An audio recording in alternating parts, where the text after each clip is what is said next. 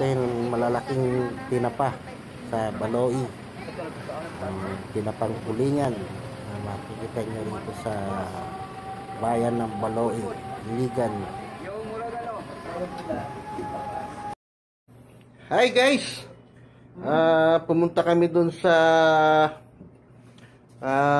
Municipality of Baloi. May nadaanan kami na suman. Itong suman na to ay nagkakahalaga ng 120 ano? 120 ang isa. So, since curious kung ano ba itsura sa kalasa, ito yun guys. So,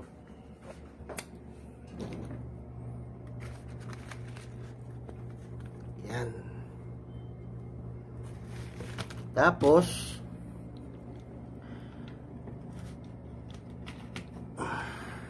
yan. Miwa lang tayo. Medyo makunat na matamis. Nahawig siya sa kwan, sa suman ng kung nare-recall ko sa suman ng baler.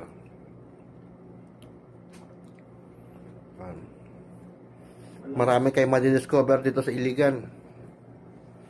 So, pag nandito kayo, enjoy nyo lang. God bless.